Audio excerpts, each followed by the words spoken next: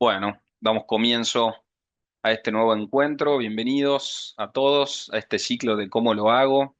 Esta propuesta que está pensada para compartir con distintos especialistas sobre cómo abordan diversas situaciones diagnósticas desde su experiencia cotidiana. Este es el quinto encuentro. En esta ocasión vamos a valorar la resecabilidad quirúrgica en el diagnóstico inicial de cáncer de páncreas. ¿Sí? Una problemática compleja que representa siempre un desafío constante en la toma de decisiones diagnósticas y terapéuticas. ¿Sí? Junto a nuestro disertante de hoy, valoraremos los aspectos que él considere claves, cómo organiza la evaluación de las imágenes y qué elementos utiliza para orientar el diagnóstico con precisión, ¿sí? La coordinación de hoy va a estar a cargo de la doctora Celina Capiel, médica especialista en diagnóstico por imágenes en el área de cuerpo en el Instituto Radiológico de Mar del Plata, docente en la Facultad de Medicina de la Universidad FASTA. La intención de estos encuentros siempre es que sean dinámicos, participativos, que puedan intervenir, hacer preguntas, consultas y compartir inquietudes. Por favor, todas esas consultas e inquietudes que tengan las ponen en la sección de preguntas y respuestas, ¿sí? Así que nuevamente gracias por acompañarnos y los invitamos a aprovechar al máximo este nuevo encuentro. Así que, Celina, puedes presentar a nuestro disertante de hoy. Buenísimo, hola, buenas tardes a todos. Bueno, para mí es un placer presentar al doctor Juan Carlos Espina. Él es médico de planta del Servicio de Radiología del Hospital Italiano de la Ciudad de Buenos Aires, es jefe de la sección de imágenes de cuerpo en tomografía y resonancia y es el encargado del sector de la patología hepatobiliopancreática. Así que, doctor, bienvenido, muchas gracias por estar acá. Bueno, hola, gracias Celina, Santiago, muchas gracias por la invitación y bueno, gracias a los que se han unido en este jueves, viernes preferiado.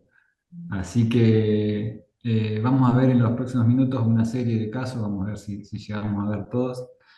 La idea es en forma gradual, mostrando cómo es la dinámica que nosotros tenemos para abordar el estudio de estos pacientes y los errores que podemos ir cometiendo, ¿no? Ya desde el punto de vista de la interpretación o de la comunicación o la realización del estudio, como vamos a ir viendo. Así que bueno, voy a empezar a compartir.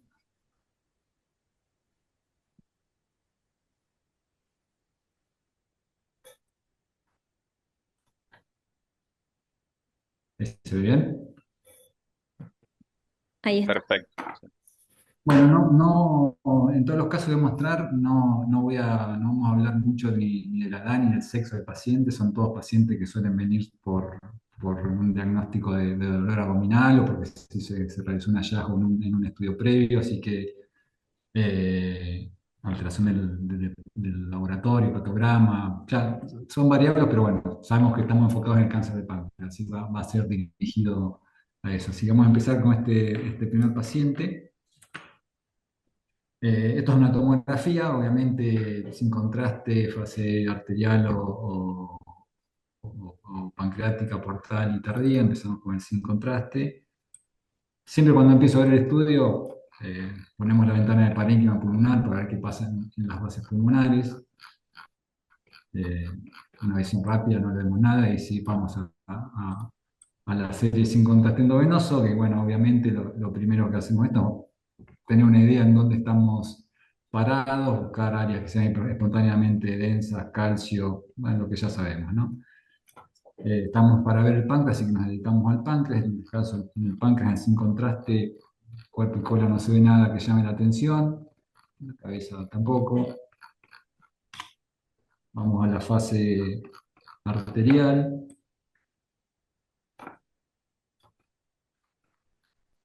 Yo ya en la fase arterial empiezo a ver, yo cuando empiezo a ver los estudios, en realidad yo voy por órgano, ¿no? Cada uno tiene su sistemática, yo me doy hígado, vaso, páncreas, suprarrenal, todo por separado. Acá, por una cuestión de rapidez, vamos a hacerlo más rápido, ya empezando a ver el hígado, vemos una imagen hipodensa ahí en el segmento 2. Se empieza a ver la vía biliar un poquito dilatada,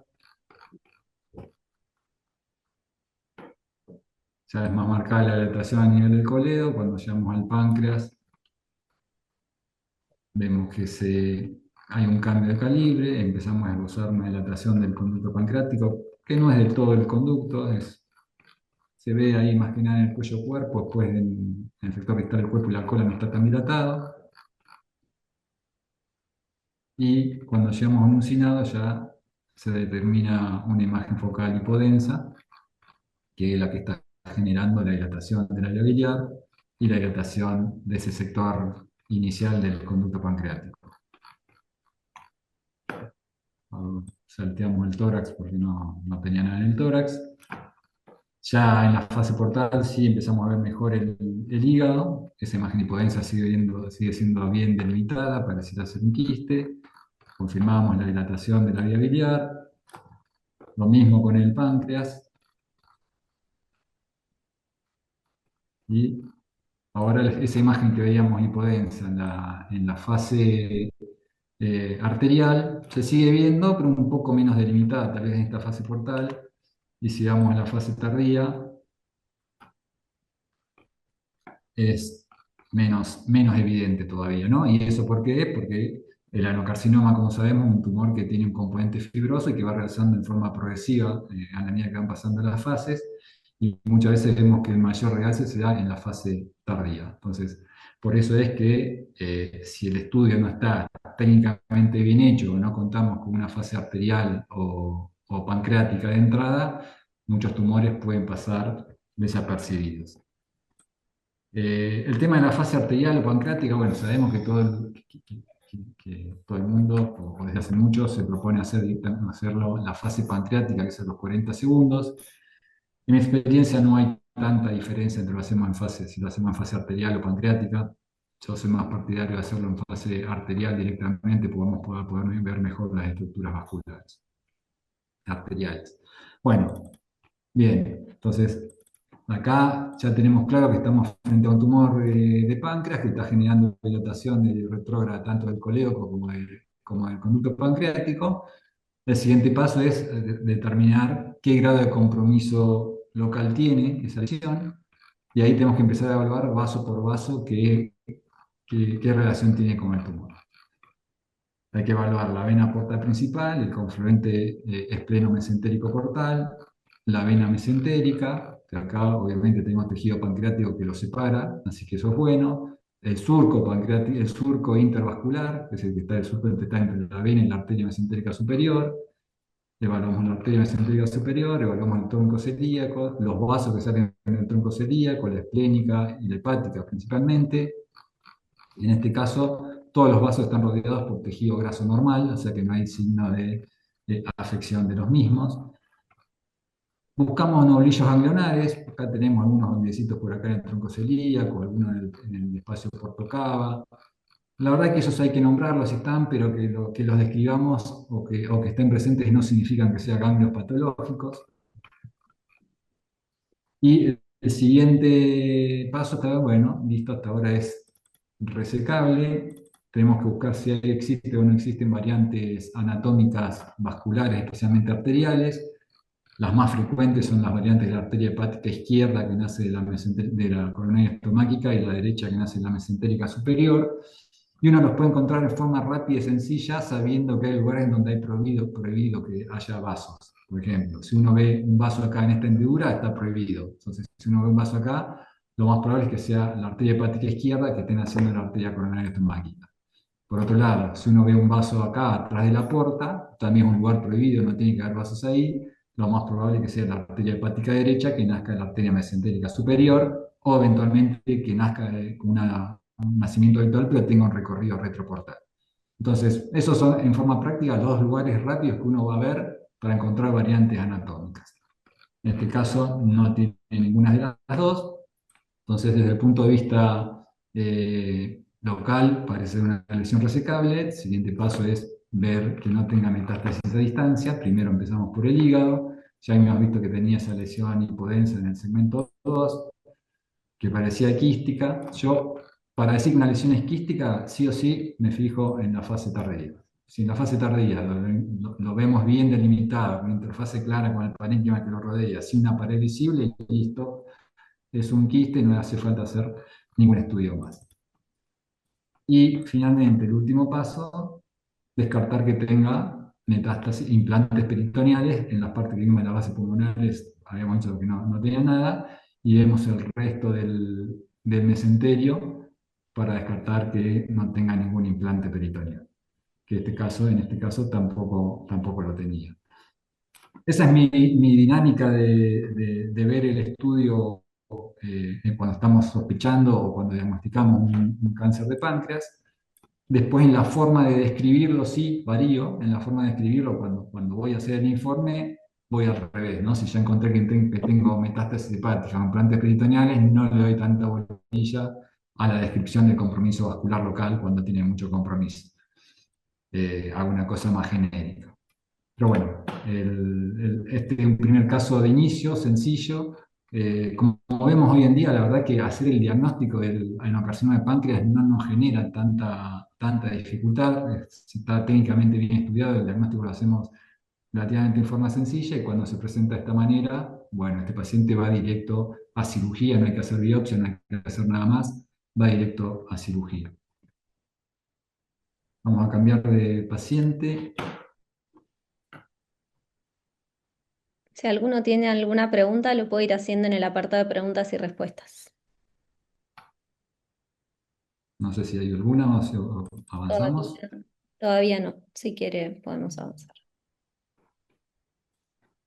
Bueno, este es otro caso. Empezamos con el sin contraste.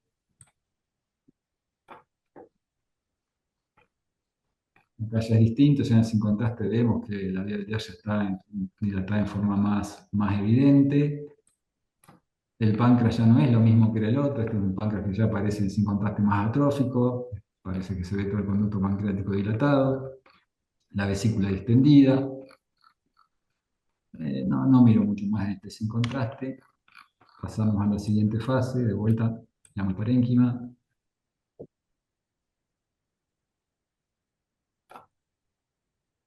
No se ve nada. Y empezamos a ver el hígado, vía biliar dilatada. De vuelta acá, no hay ningún vaso en este surco, en esta hendidura, perdón, así que no hay variante en este lugar. Tampoco hay ningún vaso detrás de la porta. En principio, en el resto del hígado, en esta fase no parece verse nada. Sí está claramente evidente la disminución de volumen y la atrofia del cuerpo y cola del páncreas con dilatación del conducto pancreático, que lo seguimos hasta este lugar. Pero después, si uno mira el páncreas, no se ve una imagen focal clara. El colédoco lo hemos dilatado el conducto cístico. Entran al páncreas, sigue dilatado por acá abajo, alejado de donde está el conducto pancreático dilatado, pero la verdad es que no se ve una imagen clara. En esta fase, que es la fase pancreática, la fase ideal para identificar a las lesiones pancreáticas, la adenocarcinoma. Pasamos a la fase portal.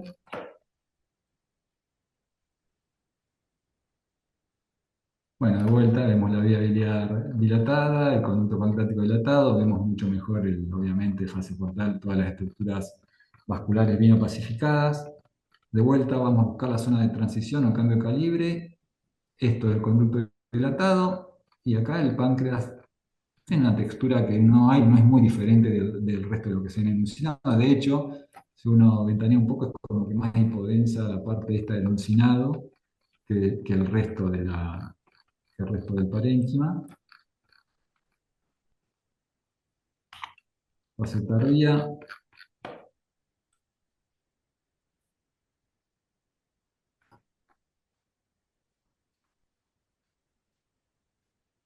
Tampoco se llega a delimitar claramente una imagen focal. Sí vemos una zona más hipodensa en el proceso uncinado. Bueno, entonces acá nos tenemos que plantear la posibilidad claramente que estamos frente a un tumor de páncreas, aunque no lo estemos delimitando bien. Y acá tenemos que ser muy precisos y muy certeros en lo que nosotros escribimos en el informe, porque si hacemos un informe flu o medio indefinido, este paciente que tiene un tumor de páncreas puede pasar por alto, irse y perder la posibilidad de diagnosticarlo, ¿sí? Entonces, cuando nosotros vemos esto, tenemos que sospechar que estamos frente a un tumor, estos tumores, estos adenocarcinomas de páncreas que son isodensos, que representan entre el 10 al 15% de los adenocarcinomas de páncreas. Y sí o sí, para terminar de delimitarlo mejor, tenemos que solicitar la resonancia magnética para confirmar el diagnóstico que estamos pensando que es y delimitar mejor la extensión, porque acá esto cambia si es una lesión chiquitita que está ubicada acá o es una lesión grande que ocupa todo el tumor, toda la cabeza, perdón, o si es una lesión que está en el uncinado. Entonces, en este paciente pedimos la resonancia magnética.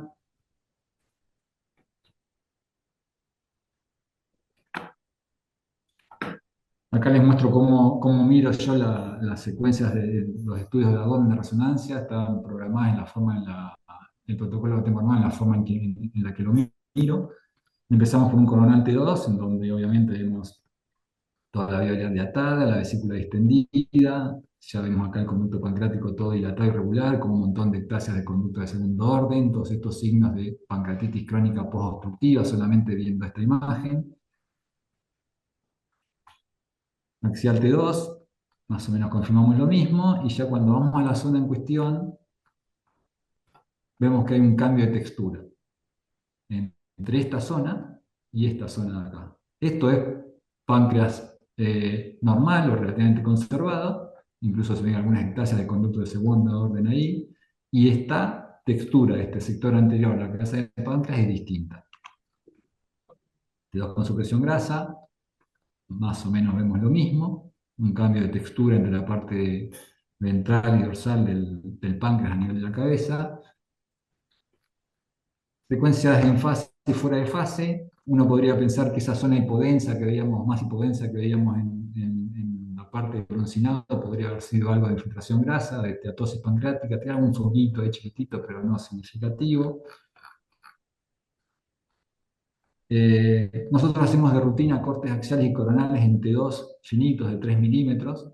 Eso en este caso no aporta mucho, pero por lo general es muy importante. Yo no concibo que haya un estudio de abdomen que no tenga esos cortes finitos en T2, porque muchas veces son los que nos ayudan a zafar el estudio cuando salen mal otras cosas, especialmente las secuencias de colangio-resonancia. Difusión. Acá ya vamos a ver que hay una diferente señal en relación a la cabeza y al resto de la glándula, y una alteración de la señal que es bastante extensa. Fíjense, ya desde donde estaba el cambio de calibre del conducto pancreático y abarca toda la cabeza. Entonces, esto es importante porque uno no tiene que hacer la medida de una lesión en la secuencia de difusión, porque sabemos que todo tumor de páncreas generalmente está acompañado de cambios inflamatorios alrededor. Y de hecho, acá está toda la parte esta de presión uncinado alterada, y esto habíamos visto en el T2 que tenía una señal distinta al resto de la glándula. Con lo cual esto nos ayuda a decir, bueno, acá está la patología, pero no podemos delimitar qué tanto de esto es tumor y qué tanto de esto es inflamación o pancreatitis aguda circundante a la lesión. El ADC tiene apenas un poquito oscuro. El adenocarcinoma de páncreas no es un tumor que restrinja mucho en difusión en ADC, o sea, nos sirve para identificar la lesión, pero no vamos a verla demasiado negra en ADC como para que nos ayude a hacer el diagnóstico. Bueno, la colangio-resonancia, cuando tenemos la suerte de que no salga movida, como en este caso, nos permite identificar el signo del doble caño de escopeta, por lo cual es patognomónico de que estamos frente a una adenocarcinoma de páncreas. Esto ya lo sabíamos desde la tomografía. Pero bueno, la idea de esto era de tratar de limitar cuál era la real extensión de ese tumor. T1 con supresión grasa, sabemos que esta es la mejor elección la mejor secuencia para estudiar el páncreas. El páncreas normal tiene que ser blanco en T1 con supresión grasa. Si no es blanco, es patológico. O sea, acá vemos el cuerpo y cola del páncreas que dijimos, están atrofiados, ocupados con el Wilson dilatado, y la señal del paradigma no está tan blanca, está grisecita. Cuando vamos a la parte de la anterior de la cabeza, vemos una clara alteración de la señal, que es hipointensa, y la parte posterior, de vuelta, con una señal distinta, que representa páncreas normal. Vamos al contraste, de vuelta, ya que vamos bajando, buscamos, no hay ninguna arteria que pase por acá. el tronco celíaco, arteria esplénica, arteria hepática también, algunos ganglios por ahí, como dijimos, que no necesariamente son patológicos. La arteria mesentérica superior está bien, el surco intravascular está bien. Acá ya empezamos a delimitar mejor los límites del tumor, fase portal.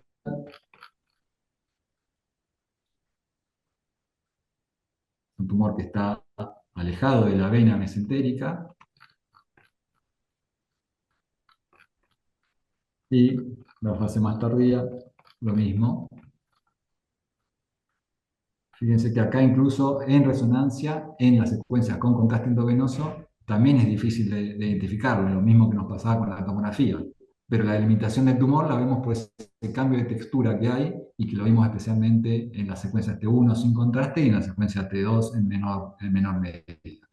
Entonces, de esta manera uno puede delimitar mejor el tumor, decir que está separado de la vena mesentérica superior, que el surco intravascular está respetado, que la arteria mesentérica superior está libre, y ahí hacemos el informe. Cuando uno hace el informe de estos pacientes, a mí me gusta hacer primero un informe bien detallado, descriptivo, de cada uno de los hallazgos que vamos encontrando, con una conclusión que diga que los hallazgos descritos son compatibles con un primitivo de páncreas, en este caso probablemente un adenocarcinoma, y si tiene compromiso vascular o no, lo vamos diciendo ahí en la conclusión. Pero igual, a partir de eso, además de eso, al final de todo, yo hago una tabla resumen en donde indico sospecha diagnóstica, o sea, tipo probable de tumor, la ubicación y en forma detallada, nombrando cada una de las estructuras vasculares, poniendo si tiene compromiso o no tiene compromiso, si hay compromiso, si es abutment o es encasement.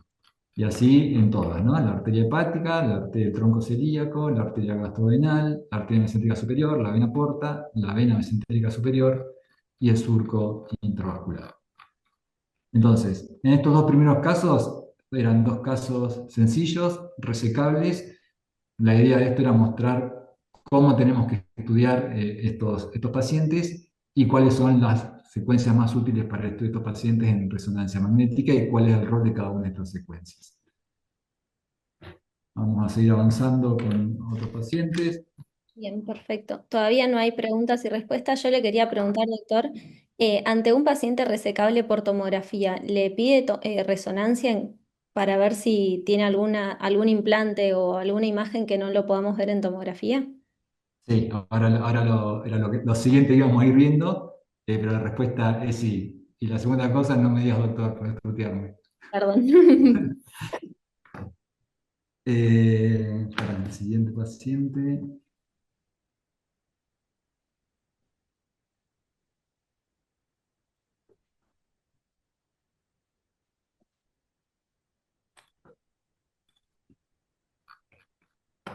Este un paciente venía directamente por dolor abdominal. Como habían visto, le hicieron solamente un sin contraste y una fase portal. El paciente venía por guardia. Parecido al anterior, uno ya cuando va avanzando ve que el páncreas está, cuerpo y cola está atrófico, con el conducto pancreático dilatado. Acá sí se ve en forma más clara una imagen hipodensa que es distinta a la parte posterior del proceso sinal del páncreas. La vía biliar está levemente dilatada intrahepática, un poco más evidente la extrahepática. La vesícula no está muy extendida, tiene algunas litiasis ahí.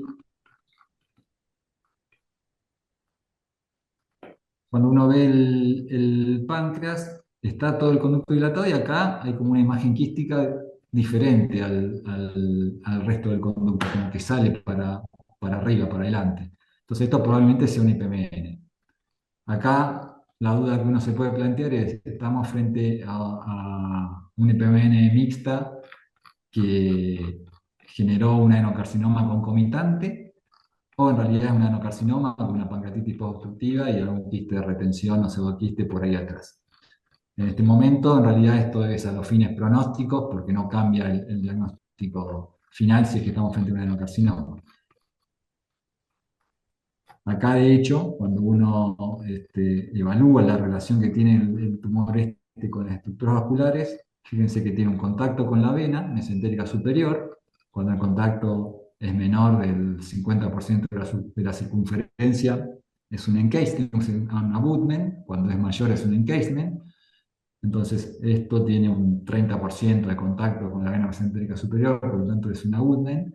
Pero además esta vena está como tironeada, retraída hacia el tumor. Esto es lo que se conoce como el teardrop sign, el signo de la lágrima, que está tironeado hacia la lesión. No cambia en cuanto a la determinación de la denominación del compromiso vascular; esto sigue siendo un abutment, pero sabemos que cuando está este signo, está tironeada, esa vena probablemente sí esté infiltrada, y al revés, cuando siempre solamente tiene el contacto, y el contacto es convexo, probablemente eso sea más fácil de que lo despegue en el momento de la cirugía. Bueno, acá se hizo diagnóstico de que esto probablemente sea un primitivo de páncreas, probable adenocarcinoma, con abutment sobre la vena mesentérica superior, el surco intravascular respetado. Acá se ve el tronco de la primera yeyunal, que parece estar libre; eso es importante, después vamos a ver por qué. La arteria mesentérica superior respetada. Esto parecía un tumor resecable, ¿no? El hígado no se veía nada. La cuestión es que el paciente no se quiso operar y decidió no hacer nada por el momento.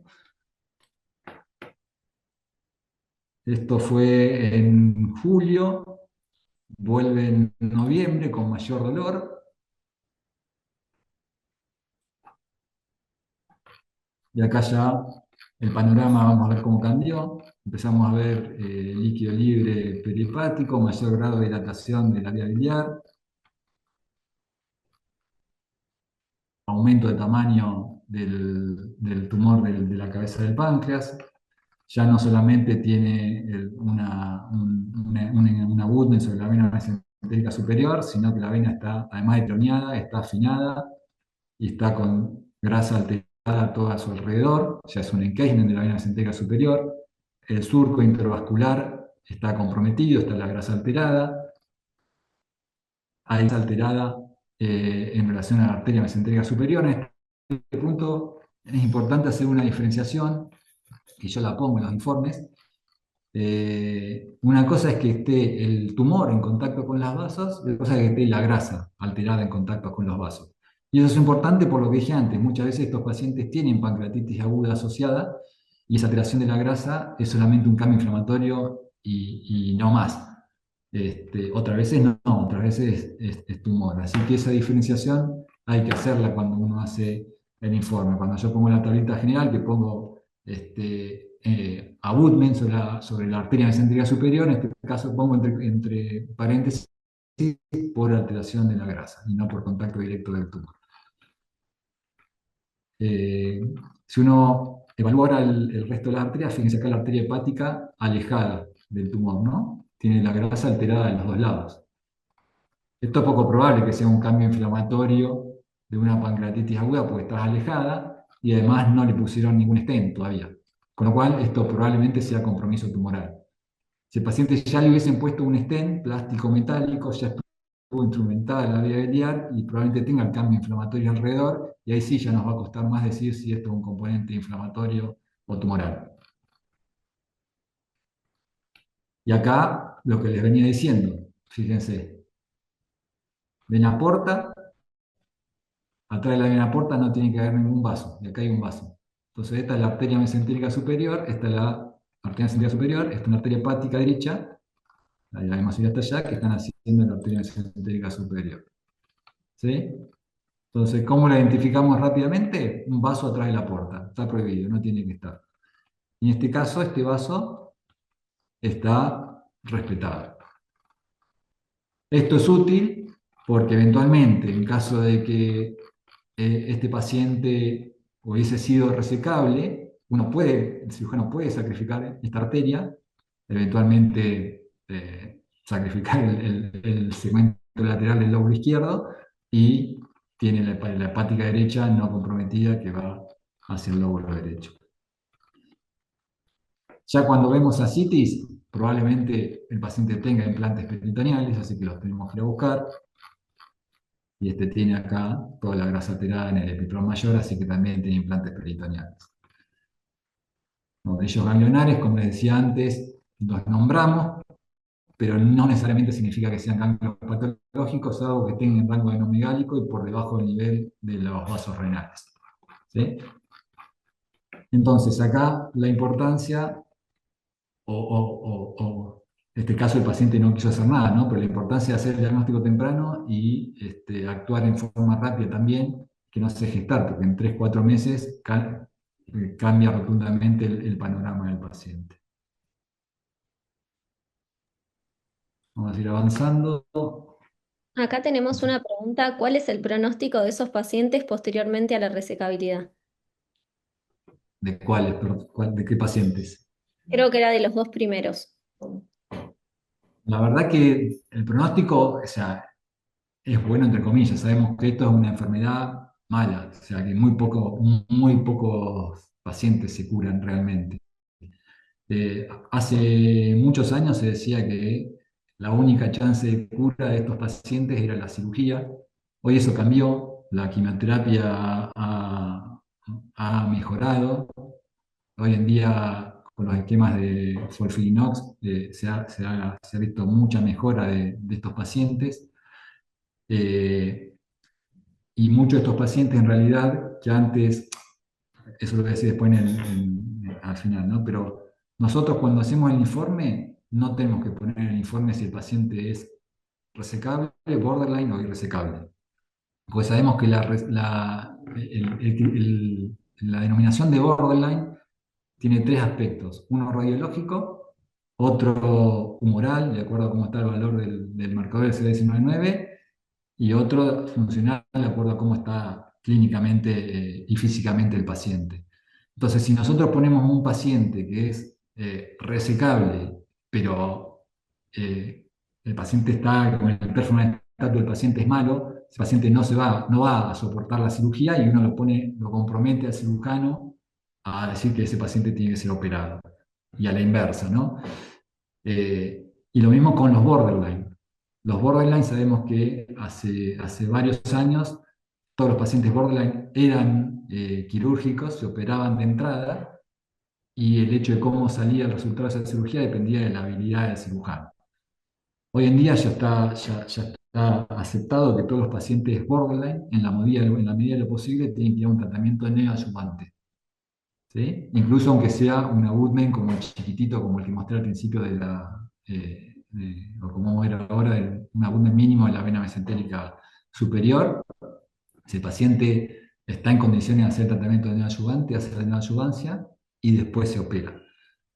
Otros pacientes que están más avanzados hacen también neoadyuvancia y muchas veces se intenta rescatar a esos pacientes después de la neoadyuvancia. Eso sería un tema de otra charla, que es más difícil para nosotros valorar la respuesta al tratamiento. Este, y bueno, algunos se operan y otros no.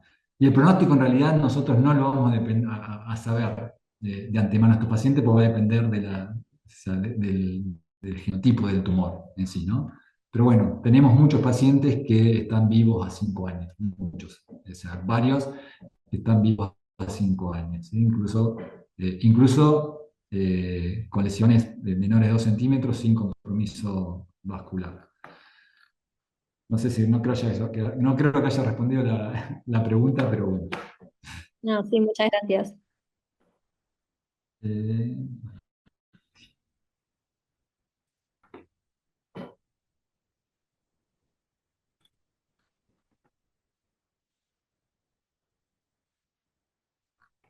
Otro paciente,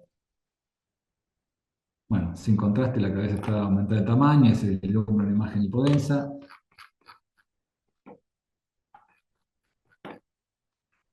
Este no tiene la vía biliar dilatada.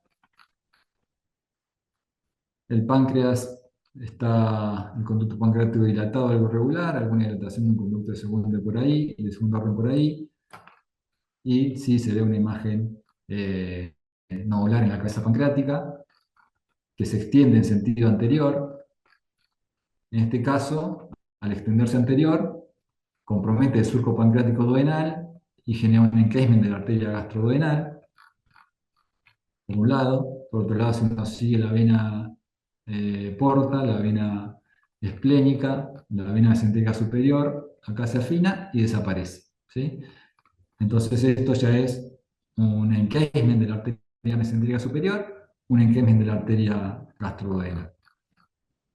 Después la vena mesentérica superior retoma su calibre normal más abajo.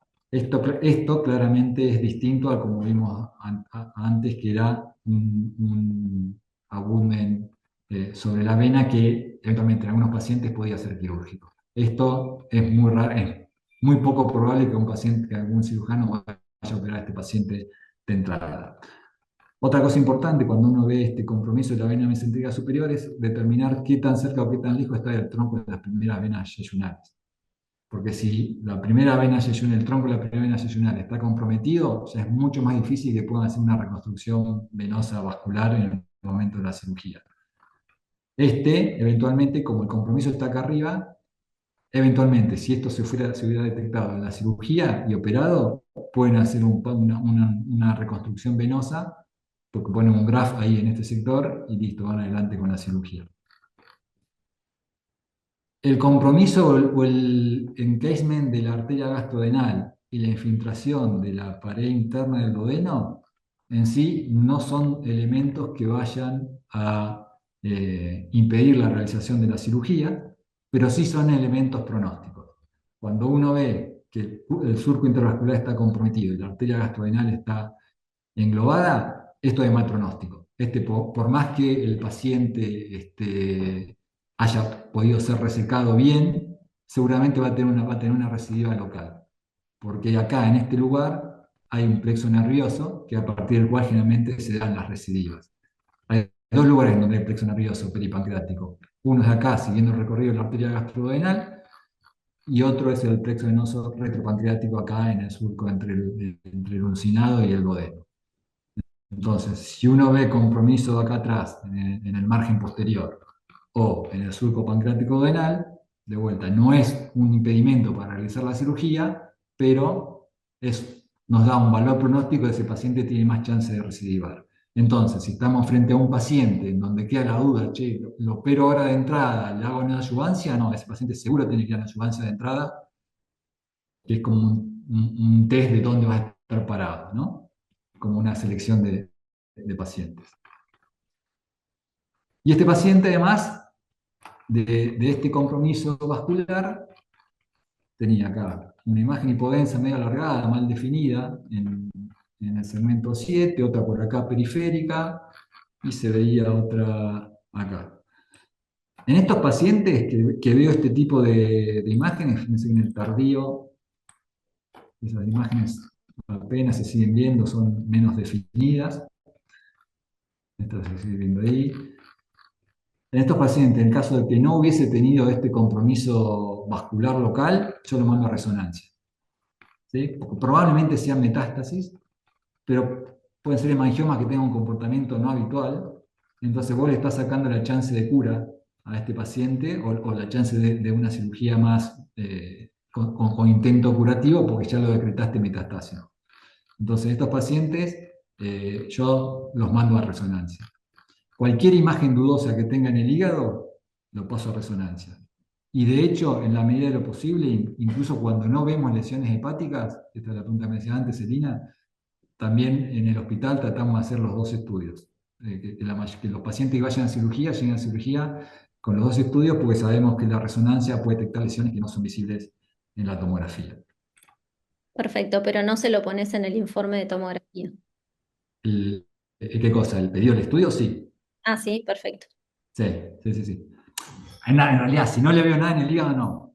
No, Ah, no. bien, esa era la pregunta. No, Bien, no, si no le veo nada en el hígado, no, pero bueno, todos estos pacientes generalmente se ven en Ateneo multidisciplinario, eh, pero como ya está tan instalado que le hacemos los estudios, generalmente le piden, si ya tienen diagnóstico de adenocarcinoma o de tumor de páncreas, cuando hacen la orden le piden los dos estudios a la vez. perfecto. Gracias. Vamos a seguir avanzando entonces con otro.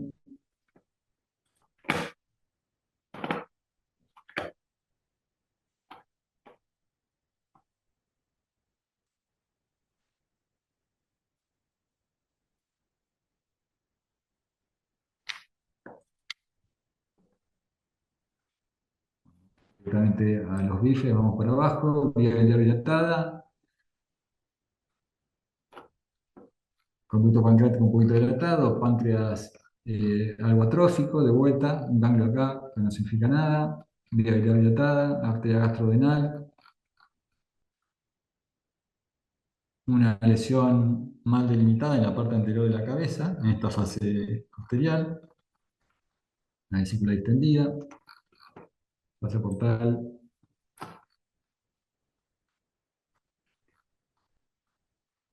Bueno, acá vemos una imagen hipodensa en el hígado. Los límites no son lo claramente definidos como me gustaría verlo para un quiste. Les podemos ver el tardío.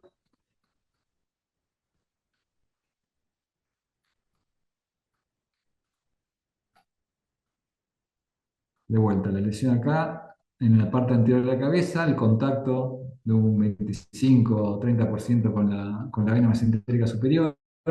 Este es el tronco gastrocólico que drena en la vena mesentérica superior. Cuando este tronco gastrocólico está aumentado de calibre, uno puede presumir que la vena mesentérica superior está comprometida. Es un signo que usábamos hace muchos años de hecho es el trabajo que yo hice para cuando terminé la residencia para obtener la beca para irme a hacer fellow fuera, fue de resecabilidad tumor de páncreas, y todo se versaba en ver estos vasos peripancreáticos y el calibre que tenían para valorar el compromiso vascular. Tengan en cuenta que no teníamos estos volúmenes, hacíamos cortes de 5 milímetros, era otra radiología. Bueno, surco intravascular libre, no mucho más. Entonces, esto lo clasificamos como un abulme sobre la vena mesentérica superior. Y si vemos la lesión hepática, la verdad es que no tiene un límite claro y bien delimitado, es medio difuso a mí. Probablemente sea un quiste, pero a este le pido la resonancia, sin dudas. Otro,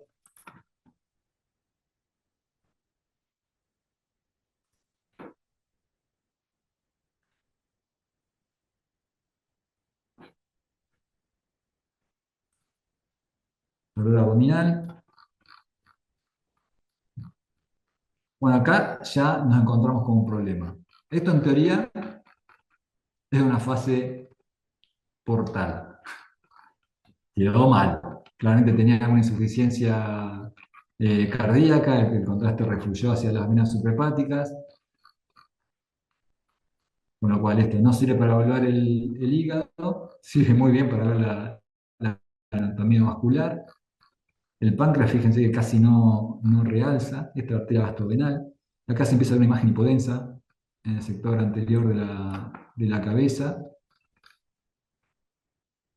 la vena mesentérica superior. Vamos a la tardía y bueno, tardía, me hicieron tardía, no sé, lo estudiaron como un auro. O sea, esto está técnicamente mal hecho, entonces tenemos una serie sin contraste, que no aporta mucho, una fase arterial muy temprana, en donde se ve una imagen hipodensa en el sector anterior de la cabeza, que parece que está como rodeando la arteria mesentérica superior y que contacta con la vena mesentérica superior.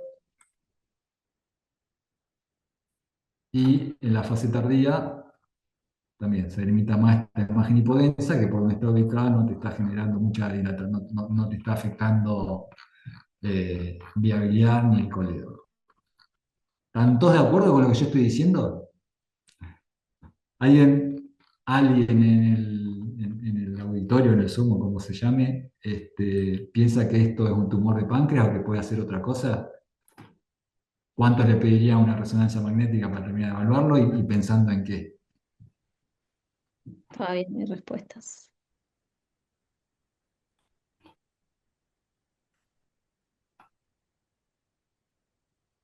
Bueno, cuando uno ve ese tipo de imagen, muchas veces nos llegan estos pacientes con diagnóstico de adenocarcinoma o tumor de la cabeza del páncreas, cuando en realidad uno tiene que pensar que pueda existir otra posibilidad que no sea ese diagnóstico. Acá pusieron que puede ser una group pancreatitis o infiltración grasa focal. Bien, muy bien. Lo del grupo pancreatitis no, lo de la infiltración grasa focal sí, es lo primero que uno tiene que pensar cuando está frente a este tipo de imagen. Una cosa importante es que ya no tenemos que hablar más de infiltración grasa por una cuestión de nomenclatura. Hablamos de esteatosis pancreática o de focos de depósito graso en el páncreas, pero no, a los gastroenterólogos no les gusta que digamos infiltración grasa porque de esa manera ya estamos dando como la etiología de ese depósito graso en el páncreas. Bueno, hicimos la resonancia magnética, T2, parecido al primer caso, ¿no? Ya vemos una diferente textura entre la parte anterior y la parte posterior del páncreas, T2 con supresión grasa. Esto ya nos ayuda, esa diferente textura que veíamos antes, acá no lo vemos. Antes era más blanquito delante que atrás, ahora es más negro delante que atrás. Frecuencia en fase, no dice mucho. Fuera de fase, vemos algunos focos de depósito graso en el cuerpo y vemos claramente caída de señal en la parte anterior de la cabeza. Si nos queda en duda, usamos la secuencia de solo grasa del Dixon-4 para confirmar que todo esto en realidad es una zona de esteatosis focal, no es un tumor, no hay que hacer nada, es un hallazgo. En el T1 con supresión grasa nos puede complicar, porque acá sí vamos a ver esta señal hipointensa que podemos pensar que es una lesión. Recuerden que el resto del páncreas tiene que ser así, bien blanco, esto del páncreas normal. Entonces, esta secuencia, la clave del diagnóstico está en la secuencia fuera de fase y solo grasa para confirmar que estamos frente a una zona de estetosis focal y no hacer un mal diagnóstico de adenocarcinoma de páncreas, que aunque no lo crean, tenemos, eh, es un diagnóstico que suele confundirse en tomografía computada, entonces hay que tener cuidado. Yo siempre digo, ante la duda, cuando estamos frente a una tomografía, siempre tenemos un paso más. Pasamos a la resonancia. Después el que informa la resonancia, si no puede resolverlo, verá que termina informando, ¿no? Pero lo peor que podemos hacer nosotros es rotular a un paciente con algo que no sea. O sea, yo creo que hay que ser cauto. Obviamente no hay que ponerle a todo el mundo no sé qué es. Cuando sabemos que es, hay que ser certero con lo que es. Pero no tenemos que enfermar a un paciente cuando no tiene patología. Bueno, la difusión en estos casos también es útil porque no nos va a mostrar hiperintensidad en esa zona de cambio de señal. Y el contraste, en el caso de la resonancia, ya más o menos ya es lo mismo que veríamos en una tomografía, no como esa, sino una tomografía bien hecha.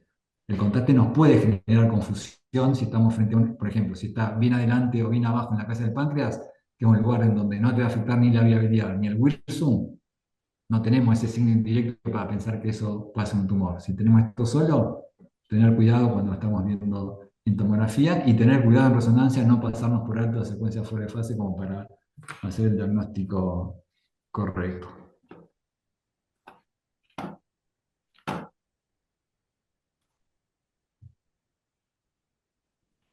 Este otro paciente,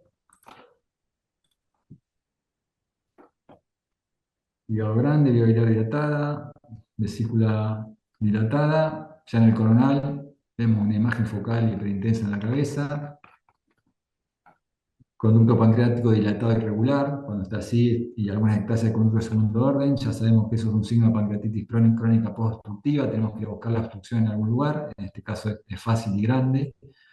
Fíjense, acá tenemos el tumor, con una señal algo heterogénea en T2 y mucha alteración de la grasa peripancreática. Yo estoy seguro que todo esto no es tumor, todo esto seguramente es pancreatitis aguda agregada al tumor este. En el T2 lo mismo, acá apenas se ve la grasa alterada pegada a la vena mesentérica superior, no importa, la difusión, como vimos antes, siempre la difusión no sobredimensiona la extensión, o sea, nos dice todo esto es patológico, después veremos que si es tumor, o es tumor inflamación, o es solo inflamación. La lesión no restringía mucho en el ADC. Signo de doble caño escopeta parcial, porque el coleoco está dilatado, el conducto pancreático no tanto, y cuando uno va a ver en realidad por qué puede ser eso, miramos los pelos finitos, o acá por ejemplo este tiene, uno ve, ve el conducto de Santorini que pasa por delante de la lesión, y el conducto de Wilson como que la esquiva medio por atrás. Entonces, por eso no está tan dilatado el conducto pancreático. Aunque sí tiene signos incipientes de pancreatitis crónica obstructiva. La lesión se delimita claramente en el uncinado, y con estos tumores no hay que relajarse, porque pueden tener más afección de la que uno piensa. Claramente estamos alejados de la arteria hepática, del tronco celíaco. Mira acá, vena porta, un vaso atrás. Arteria hepática derecha de la mesentérica superior, lo confirmamos, nace de acá. La arteria mesentérica superior acá está libre, o sea, todos los vasos que evaluamos normalmente los vemos libres. Es un tumor que está bien abajo, está bien en el uncinado. Este tumor que está en el uncinado está comprometiendo el margen posterior. Por acá pasa, como dije antes, el plexo nervioso retropancreático. Probablemente este tumor vaya a residuar acá en esta localización. Pero hay algo más. Cuando vamos a ver un poquito más en detalle,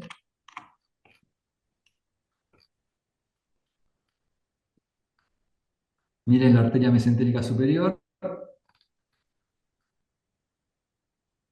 como ahí el tumor contacta con la cara posterior.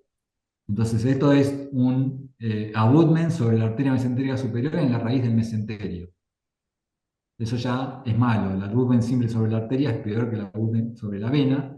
Y de hecho, cuando nosotros vemos tumor, en este caso no es el caso, pero nosotros llegamos a ver un tumor que sobrepasa la línea media hacia la izquierda de la arteria mesentérica superior, eso ya les complica rotundamente la cirugía al cirujano, porque no pueden acceder a ese lugar. Ese paciente va a quedar con tumor residual seguro. Entonces, eso también es importante mencionarlo. Cuando decimos que tiene un abutment sobre la arteria, ¿de qué lado está y qué extensión tiene ese abutment? Entonces, este paciente que en teoría tenía un tumor relativamente resecable, ubicado en el uncinado, sabiendo en un lugar que puede tener recidiva, ya esto lo convierte en un borderline, entre comillas. Este paciente seguro va a neoadjuvancia, probablemente igual se opere después de la neoadjuvancia, eh, y sabemos que vamos a tener que seguirlo más de cerca para valorar la posible recidiva local. Este paciente tenía además en la difusión, estos son los pacientes más problemáticos porque tenemos acá una imagen focal por ahí, otra imagen focal acá, otra imagen focal acá, todos foquitos muy chiquititos, hiperintensos en el B800, que cuando uno los evalúa en el ADC, a veces el ADC nos juega una mala pasada y nos hace confiar. Este lo vemos isointenso, este lo vemos blanco, este lo vemos blanco, había otro por acá, no sé, no es. Este lo vemos medio iso-hipo. Cuando nos pasa esto, tenemos que ir a ver qué pasa en el T2. Cuando vemos el T2, este es bien hiperintenso, probablemente puede haber sido un hemangioma. Este ya no es tan hiperintenso. Perdón, este es bien hiperintenso, probablemente sea un quiste. Este no es tan hiperintenso, puede ser un hemangioma, y este incluso es menos definido. Ahora, cuando lo vamos a ver con el contraste endovenoso, en la fase tardía, bueno, ponerle que sea un quiste medio con contenido espeso.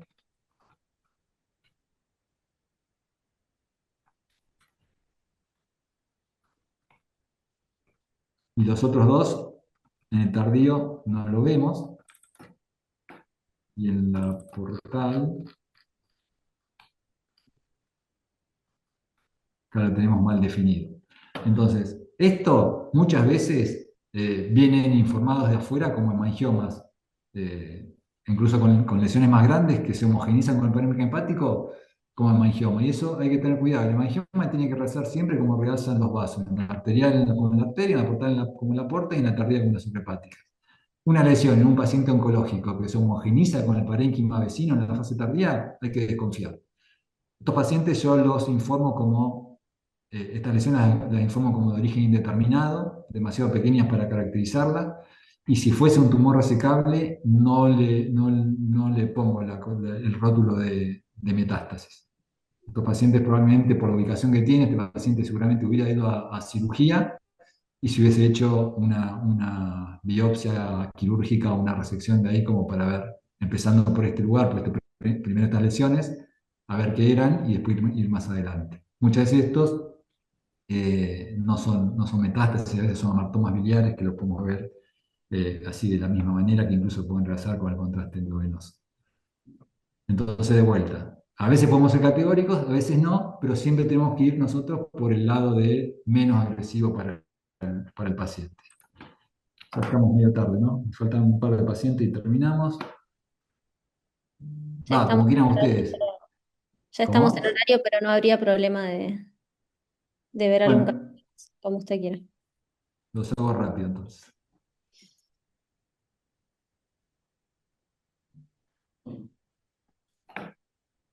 Cambiamos de localización. En vez del cuerpo, vamos a un tumor que tenemos perdón, en la cabeza, un tumor que tenemos en la cola, en el cuerpo del páncreas.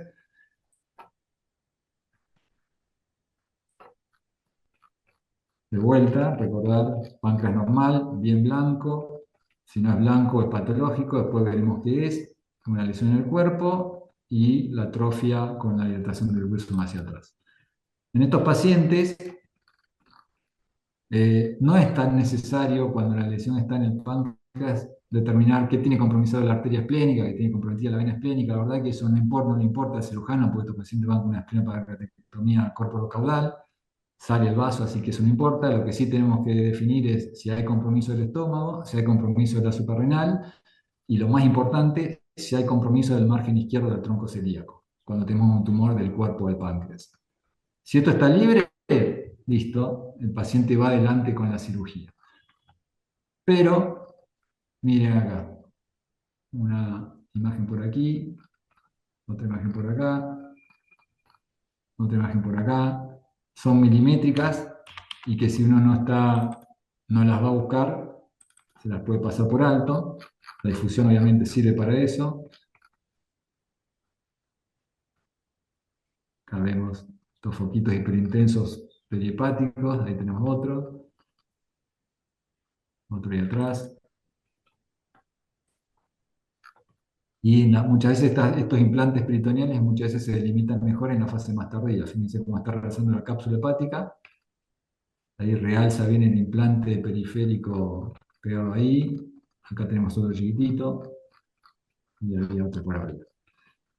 Por lo tanto, no confiarse, porque acá sí cambia. Acá si nosotros mandamos a operar a este paciente, eh, no va a beneficiarse porque ya tenía carcinomatosis peritoneal en un paciente que con este tumor acá no es que le tenga que hacer una doble derivación digestiva porque se va a obstruir.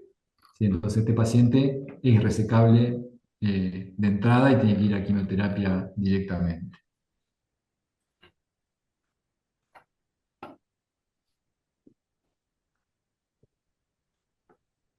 Este paciente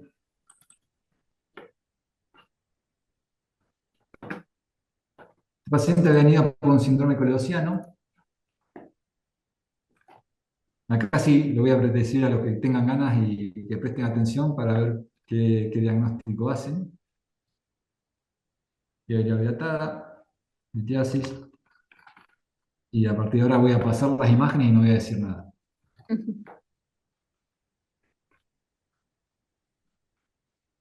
Para el silencio de la tele, ¿no? Que no hay que tener, pero bueno. Acción, ADC, T2,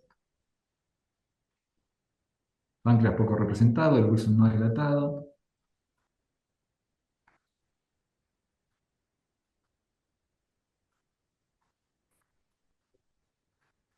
fase opuesta,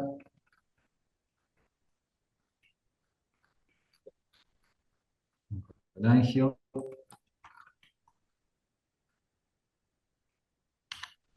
cortes finitos en T2,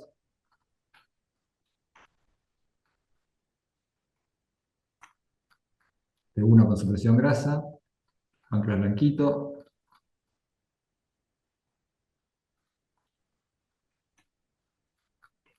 fase arterial, nido con raza heterogénea, tiene esa litiasis, probablemente esté con colangitis, variantes vasculares no parece.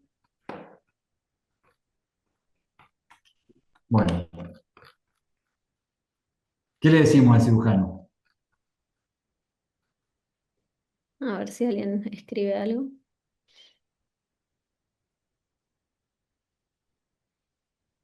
En realidad acá hay una cosa que nos tiene que llamar la atención y como siempre, como es que el árbol no nos tape el bosque,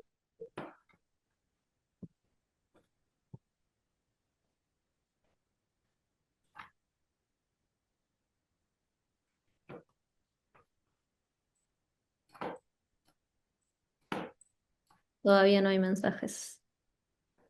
vamos a dar una ayudita.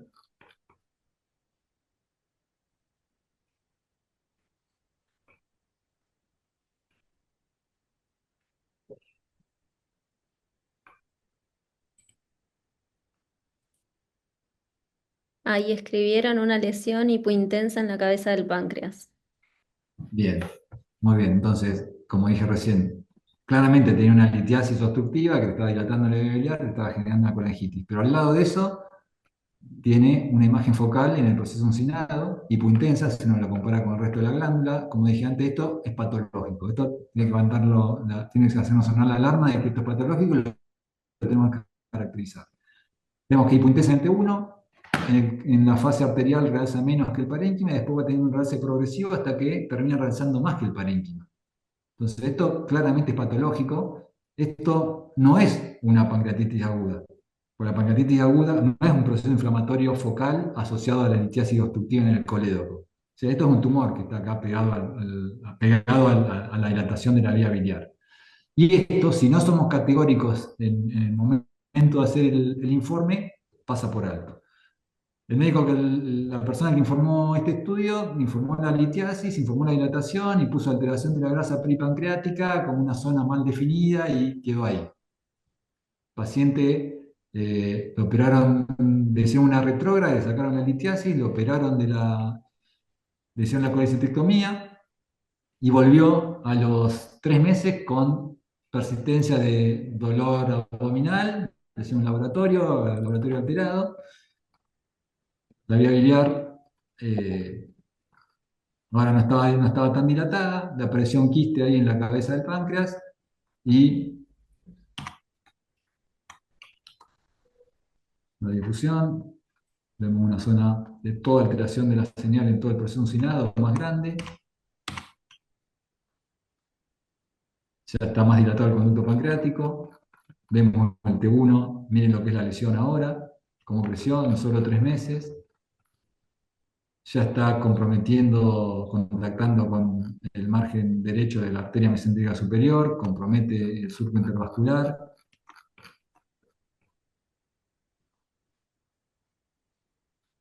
genera un encasement de la vena mesentérica superior, o sea, un tumor que era resecable hacía 3 4 meses, perdón, creo que pasaron 5 meses entre un estudio y otro. Un tumor que era resecable cuando tenía la litiasis se convirtió en un tumor irresecable. Y esto fue error doble, error del radiólogo que no fue categórico con el diagnóstico y error del médico tratante que no le dio bolilla a esa imagen mal definida que se había descrito en la cabeza del páncreas. Entonces, de vuelta, yo repito esto y hago hincapié en esto porque nosotros hay un montón de veces que no sabemos qué es lo que estamos viendo y ahí podremos decir que es indeterminado, inespecífico, todos los términos que nosotros usamos habitualmente. Pero cuando sí sabemos, como dije antes, tenemos que ponerlo y tenemos que ser categóricos para evitar estas cosas. Y ahora sí, les voy a mostrar el último caso. Este es Este paciente se había hecho una tomografía fuera del hospital, en el interior, no me acuerdo en qué provincia, donde le informaron un tumor en la cabeza del páncreas y venía al hospital para operarse. Generalmente cuando viene así, le vuelven, le repiten el estudio como para terminar de hacer la estadificación, y esta es la situación en la que estamos con este paciente. Bueno, le voy a mostrar, empezamos por el T2. Como diciendo, esto también la idea es que si esto fuera más, que la gente puede participar más en vivo, es más dinámico. Acá les voy contando lo que se ve.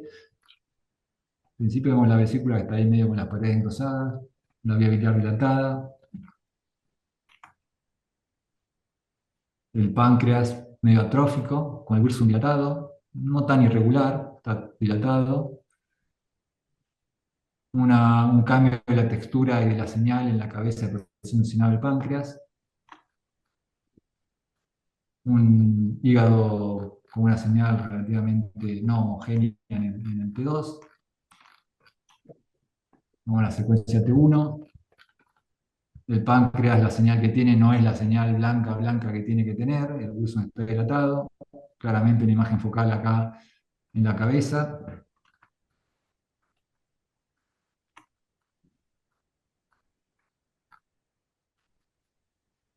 Acá tiene una imagen hipointensa dentro del bursum, eso no sé qué es. A veces están estos bursum fenestrados que se llaman, que medio que se bifurcan y después de unirse, no creo que sea eso. No tenía ninguna instrumentación hecha en el páncreas. Contraste, realce medio heterogéneo del parénquima hepático, arteria mesentérica superior respetada, el tronco celíaco respetado, no variante vascular que veamos.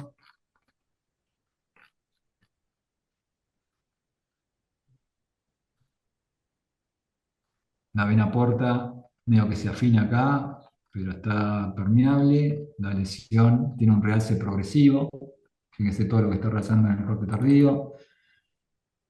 Eh, Colangio, vía biliar dilatada, conducto pancreático dilatado. Nos falta la difusión.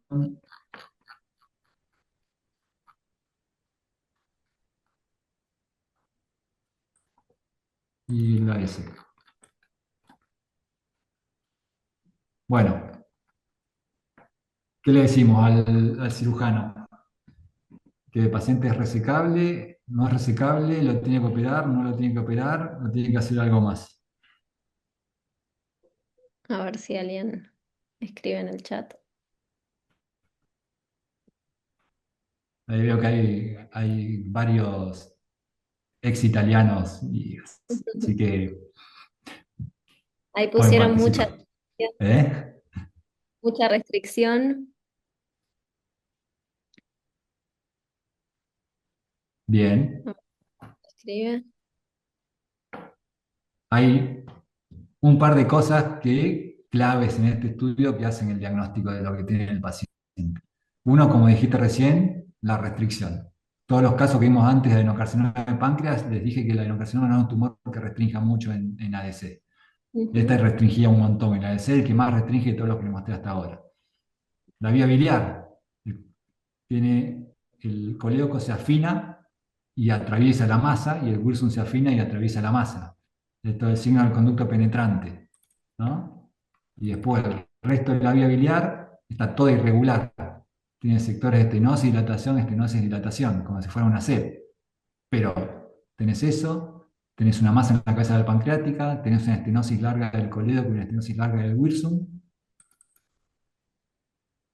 tenés un riñón izquierdo atrófico y tenés bastante realce parietal en la aorta, algo de realce de un tejido alrededor en el retroperitoneo.